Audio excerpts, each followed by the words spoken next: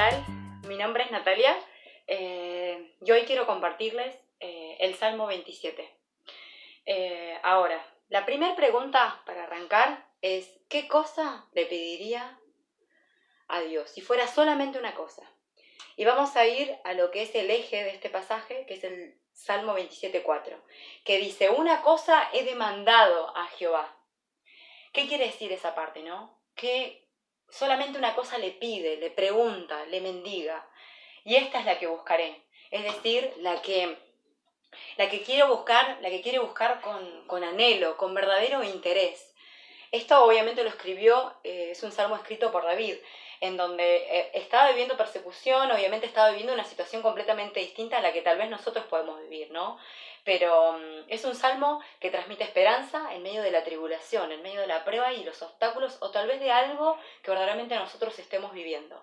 Ahora, continuando con el eje principal de este salmo que nos va a llevar a todo el análisis del salmo, es el Salmo 27:4, como estaba diciendo. Entonces David, en medio de todo eso, dice: una cosa le pido, le mendigo, y esa es la que buscaré, es la que verdaderamente quiero buscar cada día, que esté yo todos los días en la casa de Jehová. Cuando habla de la casa es en la intimidad, del estar cara a cara, del estar en contacto, en estar en comunión, es decir, encontrarse con su Padre a través de su palabra, para contemplar, pero no un momento de observar y ya está, sino de reflexionar, de quedarme un tiempo para analizar, para pensar, desde ese lado, desde la admiración me habla, ¿no? Para contemplar la hermosura de Jehová y para inquirir en su templo. Inquirir es también seguir meditando y preguntándole a Dios.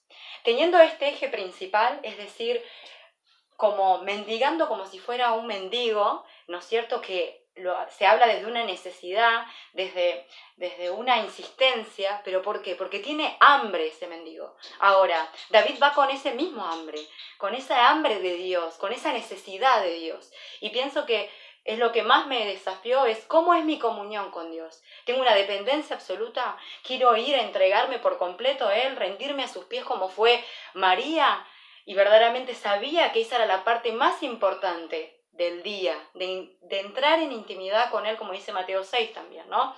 Ahora, lo que también me lleva es a analizar esa dependencia, de estar todo el tiempo, en cualquier circunstancia, en cualquier situación, esté donde esté, estar en contacto con Dios. Y no me dice algunos días o algunos momentos, sino también todos los días de mi vida. Esa es la necesidad principal y el eje importante del Salmo. Ahora, ¿cómo sigue? Si vamos de la primera parte, que habla Jesús es mi salvación, es mi luz, es que una vez que tiene un encuentro con Dios, es su luz, es su guía, es su dirección, es su salvación, es su seguridad. Y habla de una fortaleza, es decir, que es su castillo, en donde sabe que en cualquier momento, en cualquier situación, sabe que ¿por qué tiene que temer? Porque no hay nada que temer, porque sabe que Dios está con él. Después ahí en el versículo 2 y 3 habla de que todo el tiempo uno tiene que estar agradeciendo a Dios de las circunstancias a las cuales uno ha vivido, las que está viviendo y las que va a vivir. David se focalizaba también en eso a través de este salmo, ¿no? Ahora, yo estoy agradeciendo constantemente lo que Dios hace en cada detalle, en cada momento de mi vida. Después, del versículo 4, empieza a hablar de que una vez que uno entra en la intimidad con Dios, ¿qué es lo que pasa, no? De tener ese día a día con Él, de que Él me va a esconder en su tabernáculo de cualquier mal. Es decir, que yo cuando voy a estar viviendo una situación difícil, cualquiera sea, Él me va a estar resguardando, Él va a estar dando de su paz, de su amor, de su consuelo, de su protección. Y me dice en el mismo salmo, en esa parte del 5, que me va a poner en una roca, es decir, en donde no voy a estar así viendo de una forma muy chata la situación, sino me va a poner en lo alto, para que tenga una perspectiva a la mirada de Él, ¿no? Y para que ninguna ola me agarre, ¿no es cierto? O sea que me va a poner en lo alto. Después de eso, habla de que vamos a cantar alabanzas, es decir, que cuando uno entra en la intimidad con Él, empieza a alabarlo, empieza a ser consciente de lo que es Dios, ¿no? Y te lleva a escuchar canciones, a ver su naturaleza, y bueno, cuántas cosas más Dios nos lleva cuando uno entra en intimidad con Él. Después, del 7 al 14, empieza a ver una oración que hace David. Y empieza a clamar qué importante es clamar a Dios en búsqueda. Porque la realidad, cuando una entra también en la intimidad, es inevitable que empiecen a surgir dudas, preguntas, y que son necesarias hacérselas, como también hacía David, ¿no? Y que habla en el mismo primer versículo, ¿no? Ahora, es importante que cuando él clama por misericordia y busca fervientemente, ¿no es cierto? Es decir, postrado, rendido ante él, le contesta a Dios, busca mi rostro. ¿Y qué significa eso, no? Buscar el rostro de Dios son los atributos, es el alma, es el espejo del alma, ¿no? El rostro, bueno, ¿y qué es en Dios? Es Cristo mismo.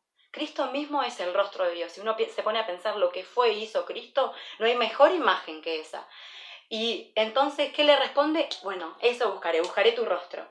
Que constantemente nosotros pensemos en buscar el rostro de Dios, que lo busquemos. Y que también pide de que no nos olvidemos de eso, porque a veces nos pasa que nuestro corazón se endurece o las situaciones en la vida nos lleva a esa situación de olvidarme, que podamos también pedir eso. Y el Señor también nos va a recoger cualquier situación que estemos viviendo, Él nos va a buscar por más perdidos que seamos. Y terminando la última parte de este salmo, habla de que Él nos pueda enseñar, que Él nos pueda guiar, que podamos también pedirle. Y una de las cosas que también sufría David es el tener cuidado con nuestra propia opinión. Pienso que el mayor enemigo que nosotros tenemos somos nosotros mismos. Y también lo luchaba David, y pienso que yo también lo luchaba. Y el punto es también, Señor, no quiero que me cuides de mí mismo, de ese testigo falso que a veces me acorrala y me señala cosas que no son buenas. Y eso es algo que también me llevó mucho a reflexionar, de que también pidamos cuidado con lo que nosotros nos decimos, de nuestros pensamientos que nos llevan a hundir. Y termina este salmo donde dice, espera pacientemente en Jehová. Sé valiente, cobra ánimo, ten confianza en Jehová. Termina con una gran esperanza en Dios y confianza. Ahora, para terminar, y perdón si fui larga, tan solo una cosa me termina este salmo. Quiero ver el rostro de Dios todos los días, que mi vida sea una oración y contemplar cada día de su presencia, momento a momento, en cualquier circunstancia, poder tener una dependencia absoluta. Bueno, gracias y que tengan un buen día, una buena noche, buena tarde.